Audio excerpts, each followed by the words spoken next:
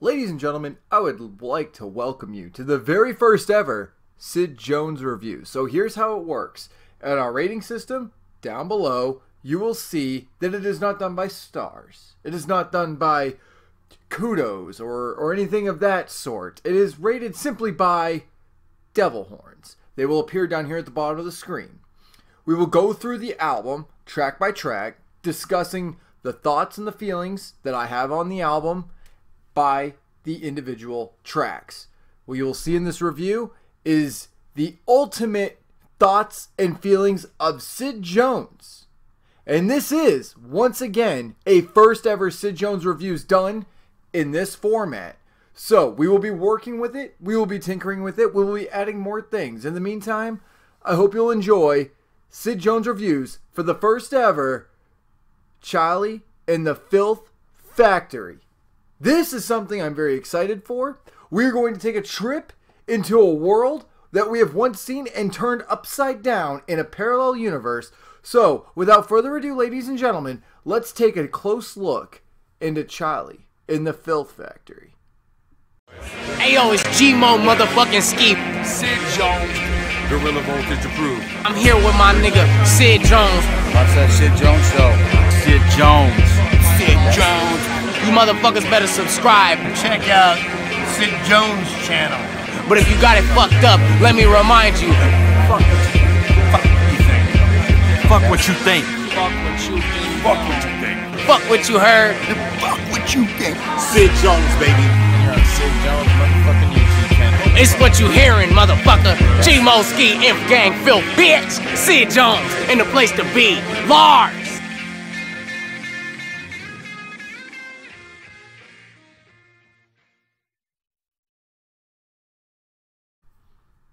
So, to start things off, let's talk about this. We'll talk about the artwork first. I like the artwork. We will talk about the artwork inside of here, do a little bit of reading. But there's something I got to show you guys that made this album quite interesting and definitely talks in depth with the crazy mind of G-Mo Ski. As you can see here, we have a game board. Playable. You can play this game by using the inside of this pamphlet. What I thought to be the most interesting part was Welcome to Filthy Land. It goes through the rules. Let's see. It's got the game pieces you need, including a booger. You will then need, what is this? Bitten or pickled toenail. It can't be washed. And you will need a normal one-sided die. So this just gives you like an example. And I'll read this to you guys. You have been enlisted to become a filthy Loompa. You must make it to the Filth Factory before sundown in order to become a soldier in the Midget Army. But Filthy Wonka needs you to make a few stops for him. Before you get to the Filth Factory, first stop and grab a bag of the stickiest icky at the dilapidated trap house. As you follow Fifth Avenue, your next stop is to grab lunch and hit up the Filth Burger, which is this right here. As you can see right there. This is really interesting. I really love the artwork and like the amount of effort he went in with this, for sure. But make sure there are no pickles on that bitch. Filthy Wonka hates green shit on his Filth Burger. As your stomach starts to rumble, you realize it's time to make a pit stop at the nearest public bathroom, which I'm assuming would be this right here. After you shit your brains out, you are back on track and you can see the rusty gates at the Filthy Factory in the distance. First person there will become the Filthy Loompa. So there's like what all the spaces represent. It's and what you have to do on these spaces. So think Candyland in Filth Factory fashion. Now, with all that, it shows you just how much time and effort went into this album. So with the artwork, there's some interesting facts that need to be taken into consideration when reviewing this album. So I was looking to see the production. Now, as you will find, it's not in the booklet. The production, along with the track listing, repeated on the inside, it tells you that all skits and albums written by Gmo Ski. All of the skits were produced by Fritz Winkowski. So I say Fritz Winkowski. Additional album production by none other than The Joker. All songs mixed and mastered by The Joker in the Joker Lair Studios. All songs published by Filthzilla Music Publishing. And Moldy Ticket special guests, Devent Winfield. We got Marty Delone II, Cheryl Bryan, Marcel Hill, and Brian Seeley. The album was designed by Mark Kosobuki and Eric Shetler. Art direction was by Gmo Ski, clearly. Jay Madrox and Michael Weniger. Photos by Cheryl Cherrybomb Bryan. Logos and layout by Eric Shetler. And management by George Velakis. So, it's got the special thanks. He mentions his fans, his nieces, his nephew, his children, so on and so forth. If you look at the disc, very similar to that of the cover right here. So, what I really appreciate about this album was the way that it was track listed and performed. So you start off with the Moldy Ticket. Dope. Great way, like the introduction to finding the golden ticket. And then you've got the Ocarina of Crime. The one song that stood out because it felt like Gmo was still with that gaming. That still wanting to game. So I thought that was interesting. When I look at this and I listen to this, it's like Willy Wonka as done in a horror film status. As you can see by the back here. Note the skeletons and shit. So what I liked about the backing here was that it was almost like that parallel universe, but it also reminded me of that Robin Williams movie there, What Dreams May Come. And so again, think of the fan theories and shit like that. It kind of goes with that tone a little bit on how fucked up Willy Wonka was. Well, now when you look at Filth, and you look at the Filth Factory, and you look at Charlie, who, by the way, plays an important part in this, it goes with that same tone, and it's kind of like listening to a trippy movie of Willy Wonka. Not to say that Willy Wonka wasn't already a trippy movie. So it goes that way, and then right about Midget Army, it changes. So you look at Front Seat, and then you listen to Midget Army, the skit, which, by the way, is fucking hilarious, and then it kind of goes a little deeper, a little darker, a little stranger, and then it kind of mellows out a little bit, as if it's like a roller coaster. See, you go into the factory, and then shit starts happening with the people that are in the factory. It gets really fucked up. People get shot dead. It's absolutely fucking insane. And then it kind of teeters off, and then it gets a little more mellow and shit like that. But the one thing I will say about this album is that there is no filter.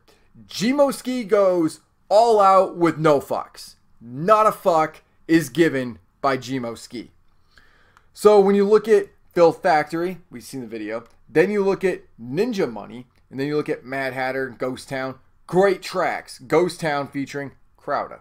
And then you look at Front Seat. You listen to that song. You're like, all right. And then you listen to the skit. Now, here's what's the best part. The Midget Army skit is my favorite.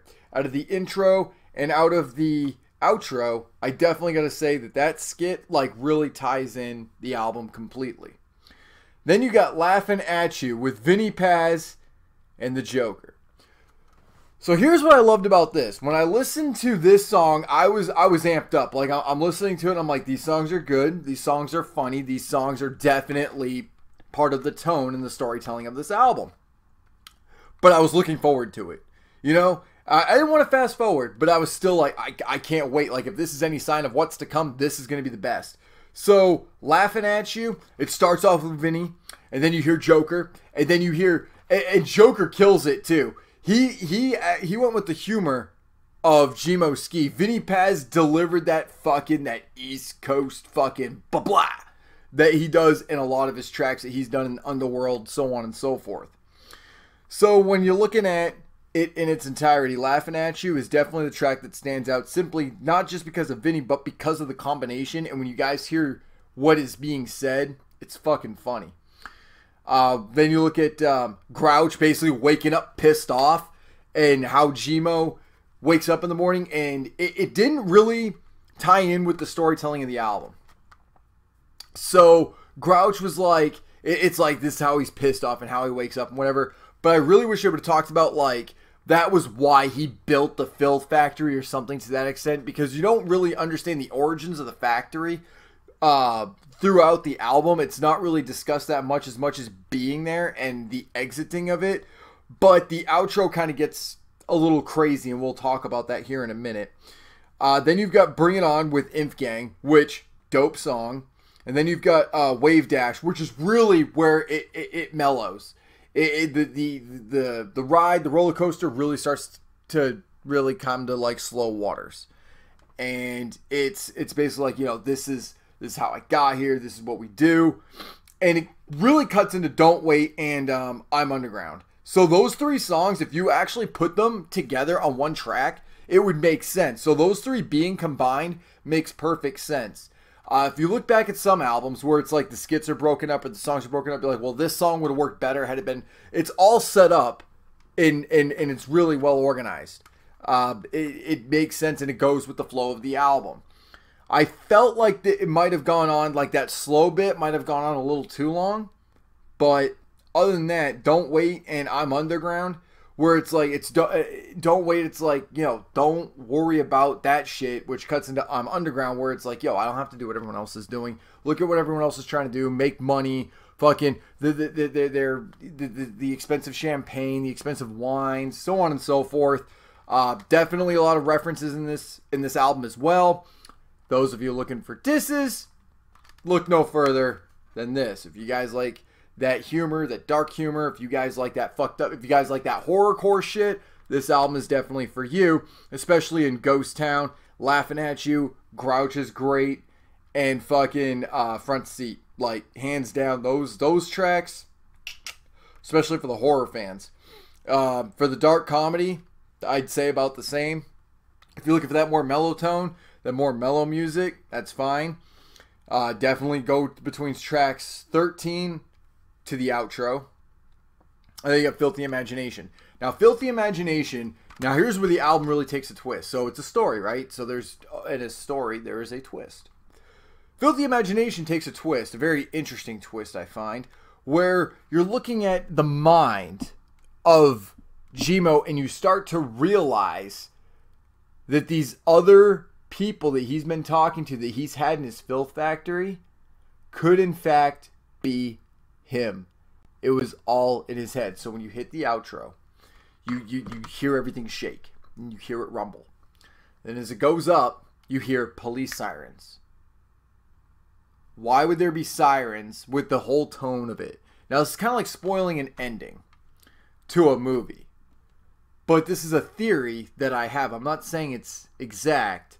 And I'm not talking too much about the disses and whatnot, because somebody else could get something. It's like, oh, he didn't mean that. Well, I'm pretty sure when he said, if you listen to Future, you ain't a fan of mine. Like, shit.